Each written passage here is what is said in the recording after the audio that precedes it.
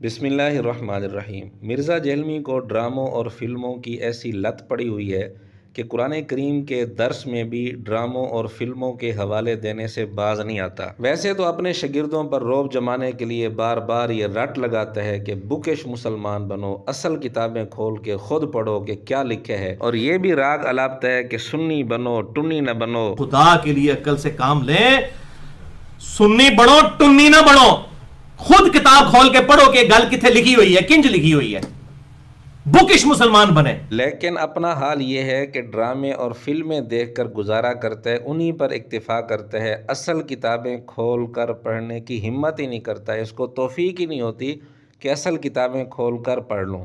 ابھی 3 دن پہلے اس کی قرآن کلاس نمبر 133 اپلوڈ ہوئی ہے، جس میں اس نے صفوان بن امیہ رضی اللہ تعالیٰ عنہ کے متعلق کچھ باتیں کی ہیں اور حوالہ اس کے لیے دیا ہے ڈرامہ عمر سیریز کا۔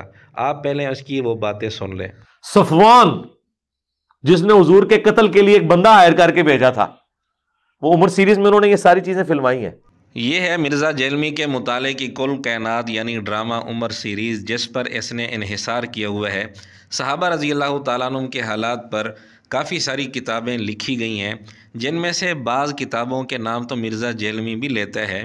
ابن عبد البر رحمۃ اللہ علیہ کی الاستیعاب، ابن اثیر رحمۃ اللہ علیہ کی اسد الغابہ، ابن حجر رحمۃ اللہ علیہ کی الاصابہ۔ مرزا خود کہتا ہے کہ یہ صحابہ رضی اللہ تعالیٰ عنہ کے حالات پر اہل سنت کی مین سٹریم کی کتابیں ہیں، لیکن اس کی گفتگو سن کر اندازہ یہ ہوتا ہے کہ خود اس کو پڑھنے کی ہمت نہیں ہوتی، یہ صرف رعب جمانے کے لیے ان کتابوں کے نام لیتا ہے۔ اب اسی بات کو آپ لے لیں کہ صفوان بن امیہ رضی اللہ تعالیٰ عنہ کے حالات یہ ان 3 کتابوں میں سے کسی کتاب کے اندر بھی تو دیکھ سکتا تھا۔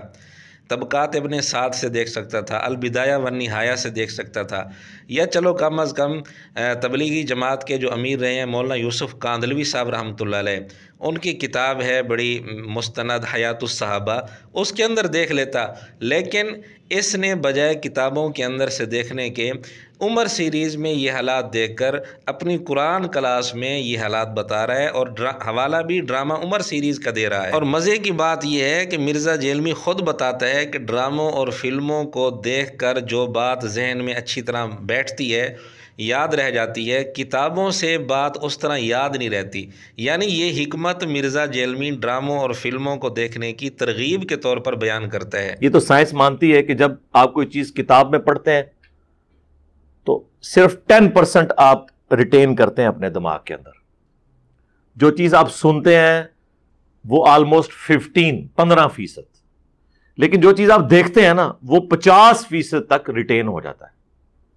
جن لوگوں نے عمر سیریز دیکھی ہے، جی یہ وہی بندہ ہے جو کہتے ہیں بکش مسلمان بنو، جو کہتے ہیں میں قرآن اور بخاری مسلم کی طرف لوگوں کو لا رہا ہوں، لیکن در حقیقت یہ لوگوں کو ڈراموں کی طرف لگا رہا ہے۔ میں آپ کو بڑے وثوق سے کہتا ہوں کہ بڑے بڑے اہل علم علماء جن کو آپ سمجھتے ہیں انہیں اسلامک ہسٹری کے اوپر عبور حاصل ہے، یا یہ لوگ دین کے جاننے والے ہیں سو کالڈ، ان کو بھی اتنی تفصیلات نبی علیہ السلام کی بایوگرافی کے بارے میں نہیں پتا ہوں گی جتنی اس شخص کو پتا ہوں گی جس نے عمر سیریز دیکھ لی ہے۔ جی یہ بکش کی رٹ لگانے والا صحابہ رضی اللہ تعالیٰ عنہ کے حالات پڑھنے کے لیے کتابیں نہیں دیکھتا، کتابوں کی طرف رجوع نہیں کرتا، یہ ڈرامے اور فلمیں دیکھتا ہے، جس کا ثبوت آج کے کلپ میں ہم پیش کرنے جا رہے ہیں۔ اور اس سے یہ بھی آپ کو معلوم ہو جائے گا کہ ڈراموں اور فلموں کو دیکھنے سے جہاں اور نقصانات ہیں وہاں علمی نقصان بھی ہوتا ہے، کہ حقیقت کچھ ہوتی ہے اور انسان کے دل دماغ میں کچھ اور بیٹھ جاتے ہیں۔ بالکل برعکس باتیں فلموں اور ڈراموں کے اندر بعض دفعہ دکھائی جاتی ہیں، حقائق کے بالکل خلاف ہوتی ہیں۔ یہی حال مرزا جیلمی کا ہوا، جب اس نے کتابوں کی بجائے ڈراموں اور فلموں پر گزارا کیا تو حقائق کے بالکل برعکس اس نے باتیں کرنا شروع کر دیں۔ یہ ڈراموں اور فلموں کو دیکھنے کا ایک نتیجہ ہے۔ اب کیسے کہا جا سکتا ہے کہ مرزا جیلمی علمی ہے؟ کیسے کہا جا سکتا ہے کہ یہ کتابی ہے جبکہ یہ کتابیں پڑھتا ہی نہیں، ڈراموں کو دیکھ کر گزارا کرتا ہے؟ خیر، صفوان بن امیہ کے متعلق مرزے کی گفتگو ہم سنا رہے تھے۔ اس نے عمر سیریز کا حوالہ دے کر کہا کہ صفوان بن امیہ نے ایک بندہ بھیجا تھا نبی پاک صلی اللہ علیہ وسلم کو قتل کرنے کے لیے۔ اب آپ آگے مرزے کی گفتگو سنیں۔ اور حضور کو اللہ نے پہلے ہی بتا دیا، نبی علیہ السلام نے کہا وہ آ رہا ہے اسے اندر آنے دو۔ خیمے میں حضور نے فرمایا کس ارادے سے آئے ہو؟ مجھے اللہ نے بتا دیا، بس وہ اسی ایک بات کے اوپر ہی اس نے جناب اپنا خنجر باہر پھینکا اور حضور کے اوپر ایمان لے آیا۔ یہاں دو باتیں ہیں، نمبر ایک خیمے میں اس آدمی کا جانا، اور نمبر دو خنجر کا باہر پھینکنا۔ یہ دونوں باتیں شاید ڈرامے کے اندر دکھائی گئی ہوں گی، ورنہ صحابہ رضی اللہ تعالیٰ عنہ کے حالات پر، تاریخ اسلام پر جتنی کتابیں لکھی گئی ہیں ان میں یہ دونوں چیزیں نہیں ملتی، کیونکہ جو آدمی قتل کرنے کے لیے گیا تھا وہ بھی بعد میں صحابی بنے، عمیر بن وہب رضی اللہ تعالیٰ عنہ، تو وہ مدینہ میں گئے تھے۔ مدینہ میں خیمہ کہاں سے آ گیا؟ خیمہ تو لگایا جاتا تھا باہر، کہیں سفر پر عارضی طور پر پڑاؤ کرنا ہوتا اس وقت خیمہ لگایا جاتا تھا، شاید ڈرامے کے اندر خیمہ ہی دکھایا گیا ہوگا۔ اور یہ جو دوسری بات کی ہے مرزا نے کہ اس نے خنجر پھینک دیا، اس کا مرزا بتانا یہ چاہتا ہے کہ خنجر اس نے چھپایا ہوا تھا، اور حضور علیہ الصلوۃ والسلام نے جب اس کو بتایا تو خنجر اس نے باہر پھینک دیا، جبکہ یہ بات بھی کتابوں میں نہیں ملتی۔ کتابوں میں یہ بات ملتی ہے کہ اس نے اپنی تلوار اپنے ساتھ لی ہوئی تھی اور اسی حالت میں نبی پاک صلی اللہ علیہ وسلم کے پاس گیا۔ اگر مرزا جیلمی کتابیں پڑھ لیتا ہے اور ان کے حالات کتابوں سے دیکھتا تو اس طرح کی باتیں نہ کرتا۔ خیر یہ بھی اتنا کوئی زیادہ فرق نہیں ہے، اصل بات آگے ہے جو آپ کو سنوانا چاہتا ہوں۔ اور اتنا پھر وہ یعنی پکا ایمان والا کہ اس نے جا کے وہاں جا کے اناؤنسمنٹ کی کہ لوگوں مجھے مامور کیا تھا صفوان نے اپنے باپ کا بدلہ لینے کے لیے، ٹھیک ہے، تو دیکھو میں واللہ وہ اللہ کے پیغمبر ہیں، ان کے ساتھ غیبی تائید ہے، اور تم جو مرضی کر لو، شکست تمہارا مقدر ہے، ٹھیک ہے، میں تو اسلام لے آیا ہوں۔ اچھا، اب وہ سارے اسے مارنے کے لیے دوڑے۔ یہ سین کہ لوگ اس کو مارنے کے لیے دوڑے، یہ بھی ڈرامے کے اندر شاید دکھایا گیا ہوگا، کتابوں میں ہمیں یہ بات نہیں ملتی، کیونکہ وہ اپنی قوم کا سردار تھا۔ عمیر بن وہب رضی اللہ تعالیٰ عنہ یہ صفوان بن امیہ کے چچا زاد تھے، اور عرب کے اندر جو قبائلی نظام تھا اس میں سردار پر ہاتھ اٹھانا اتنا کوئی آسان کام نہیں تھا، تو عقلی طور پر بھی یہ بات درست معلوم نہیں ہوتی۔ کتابوں کے اندر بھی یہ بات نہیں لکھی ہوئی کہ لوگ ان پر حملہ کرنے کے لیے دوڑے ہوں، مارنے کے لیے دوڑے ہوں۔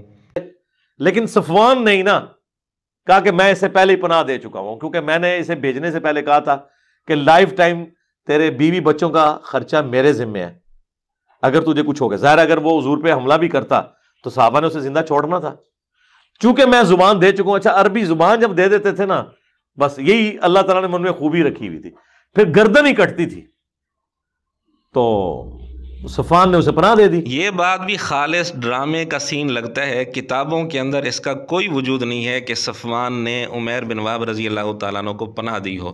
فی الحال ہم سندوں پر تو بات نہیں کر رہے کہ ان روایات کی اسنادی حیثیت کیا ہے، ہم یہ کہہ رہے ہیں کتابوں کے اندر جو کچھ لکھا ہے مرزا اس کے بھی بالکل برخلاف بیان کر رہا ہے۔ الاستیاب وغیرہ دیگر کتابوں کے اندر یہ بات تو ملتی ہے کہ صفوان پھر ناراض ہو گیا اور اس نے کہا آج کے بعد میں تمہیں کوئی نفع نہیں دوں گا، نفع نہیں پہنچاؤں گا، تو یہ بات تو ملتی ہے۔ یہ بات کہ لوگ مارنے کے لیے دوڑے اور صفوان نے پھر روک دیا، پناہ دے دی کہ میں نے چونکہ وعدہ کیا ہوا ہے، پھر اس سے مرزا رزلٹ بھی نکال رہا ہے کہ یہ عرب کی خوبی تھی کہ جب وعدہ کر لیتے تھے پھر گردن کٹ جاتی تھی، وعدے کی خلاف ورزی نہیں کرتے تھے، حالانکہ یہ بات ہے ہی نہیں۔ یہ بات تو کتابوں میں ملتی ہے کہ اس نے کہا میں آج کے بعد تجھ سے بات ہی نہیں کروں گا اور تجھے کوئی نفع بھی نہیں پہنچاؤں گا، تو وعدہ خلافی تو اس نے کر دی۔ کتابوں کے اندر کچھ اور بات تھی، لیکن ڈرامہ دیکھنے کی وجہ سے مرزے نے بات کوئی اور کر دی۔ یہ ہے ڈراموں اور فلموں کو دیکھنے کا علمی نقصان۔ سیرت پر ایک بنیادی کتاب ہے سیرت ابن ہشام، جس کی مرزا بھی بڑی تعریف کرتا ہے۔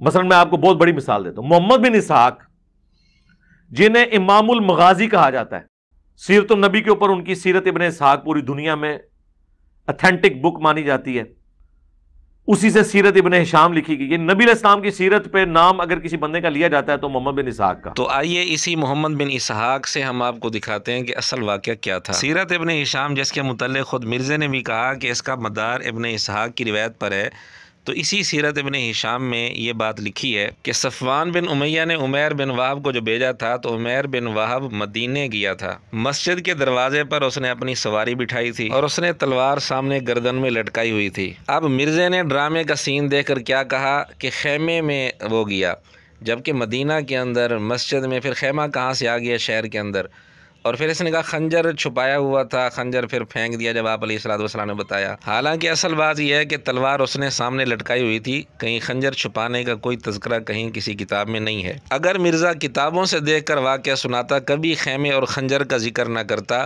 لیکن یہ ڈرامہ دیکھنے کا نتیجہ ہے۔ خیر یہ تو اتنا فرق نہیں تھا، آگے چلیں۔ اسی سیرت ابن ہشام میں ابن اسحاق کی روایت سے لکھا ہے کہ جب عمیر بن وہب مسلمان ہو کر واپس مکہ پہنچا تو یہاں لکھا ہے کہ صفوان بن امیہ عمیر بن وہب کے جانے کے بعد لوگوں کو بتاتا تھا کہ ان قریب ایک خوشخبری آنے والی ہے، بدر کا واقعہ تم بھول جاؤ گے، یہ ہو جائے گا وہ ہو جائے گا۔ تو پھر جو مکہ میں لوگ آتے تھے، قافلے آتے تھے، ان سے صفوان پوچھتا تھا کہ عمیر بن وہب کا کیا بنا، کوئی نئی خبر آئی، اس قسم کی باتیں پوچھتا تھا۔ تو ایک سوار آیا، ایک آدمی آیا، اس نے آ کر عمیر بن وہب کے متعلق صفوان کو بتایا کہ وہ تو عمیر تو مسلمان ہو گیا ہے۔ تو جب یہ بات سنی، صفوان نے قسم کھا لی کہ میں اس کے ساتھ کبھی نہیں بولوں گا اور اس کو کبھی نفع نہیں پہنچاؤں گا۔ اور پھر ابن اسحاق کے حوالے سے لکھا ہے کہ عمیر بن وہب جب مسلمان ہو کر مکہ پہنچے تو وہاں ٹھہرے رہے اور لوگوں کو اسلام کی طرف بلاتے رہے، اور جو ان کی مخالفت کرتے تھے ان کو سخت تکلیف دیتے تھے عمیر بن وہب، اور ان کے ہاتھ پر بہت سارے لوگ مسلمان ہوئے۔ اصل بات تو یہ تھی، لیکن ڈرامہ دیکھنے کی وجہ سے اس کے اندر کتنی تبدیلی کر دی۔ اب مرزا یہ سین بنا رہا تھا، وہی ڈرامے والا سین سنا رہا تھا کہ جب وہ واپس گئے تو لوگ کھڑے تھے اور لوگوں کو جا کر سب کو بتایا، اور لوگ حملہ کرنے کے لیے آئے، صفوان نے روک دیا۔ اس قسم کی کوئی بات بھی نہیں ہے۔ صفوان کو اطلاع پہلے مل گئی تھی، اور عمیر بن وہب گئے ہوں، لوگوں کا مجمع کھڑا ہو، جا کر سب کو کہا ہو، اس طرح کی کوئی بات کسی کتاب کے اندر مذکور نہیں ہے۔ پھر صفوان نے پناہ دی، یہ تو کہیں بھی ذکر نہیں ہے، بلکہ کتابوں کے اندر یہ لکھا ہے کہ صفوان نے تو قسم کھا لی کہ میں اس کو کوئی نفع نہیں پہنچاؤں گا، اور پھر یہ تو لکھا ہے کہ انہوں نے لوگوں کو تکلیفیں دی، جو مخالفت کرنے والے تھے، مقابلہ کیا، ان کو تکلیفیں دی، نقصان پہنچایا، اور ان کے ہاتھ پر کئی سارے لوگ مسلمان ہوئے۔ یہ کہیں نہیں لکھا کہ لوگ ان پر حملہ کرنے کے لیے آئے، بلکہ ابن عبد البر کی کتاب الاستیاب، جس کی مرزا تعریف کرتے ہیں، اس کتاب کے اندر تو ایک جملہ لکھا ہے، صفوان کو جب پتہ چلا کہ عمیر بن وہب مسلمان ہو گئے، اور عمیر بن وہب جب واپس آئے تو صفوان کو ملے ہی نہیں۔ مرزا نے پتہ نہیں ڈرامے کا سین دیکھ کر کیا سے کیا بات بنا دی۔ تو ادھر ہے کتابوں کے اندر کہ وہ صفوان سے ملے ہی نہیں، اور صفوان کو جب پتہ چلا کہ وہ تو مسلمان ہو گئے ہیں، اس نے جملہ کہا، لا اکلمہ ابدا، میں اسے کبھی نہیں بولوں گا، ولا انفعہ ولا عیالہ بنافعۃ، اس کو اور اس کے اہل و عیال کو میں کبھی نفع نہیں پہنچاؤں گا۔ مرزا کہتے ہیں صفوان نے پناہ دی تھی اور یہ کہا تھا کہ میں اس سے وعدہ کر چکا ہوں، اب میں اس کو نہیں توڑ سکتا، جی عرب کی گردن کٹ جاتی تھی لیکن وہ ایسا نہیں کرتے تھے۔ یہ ساری باتیں مرزا ڈرامے کے سین کی بنیاد پر کر رہا ہے، ان کا حقیقت سے کوئی تعلق نہیں ہے۔ اور ابھی تو ہم نے بطور نمونہ کے 2 کتابوں سے حوالے پیش کیے ہیں، ورنہ جتنی بھی کتابیں تاریخ پر یا صحابہ رضی اللہ تعالیٰ عنہ کے حالات پر لکھی ہوئی ہیں، ان کتابوں کے اندر یہ چیزیں ملتی ہیں، مرزے کی بتائی ہوئی چیزیں نہیں ملتی۔ البتہ مرزے والی باتیں ڈرامے کے اندر شاید موجود ہوں، لیکن کتابوں کے اندر موجود نہیں ہیں۔ بہرحال آخر میں ہم مرزا سے یہی گزارش کریں گے، خدا را ڈرامے فلمیں چھوڑ کر اب کتابوں کی طرف آ جاؤ، علمی کتابی کی رٹ بہت لگا لی، اپنی جاہل قوم کو بے وقوف بہت بنا لیا، اب کتابوں کی طرف بھی ذرا آ جاؤ۔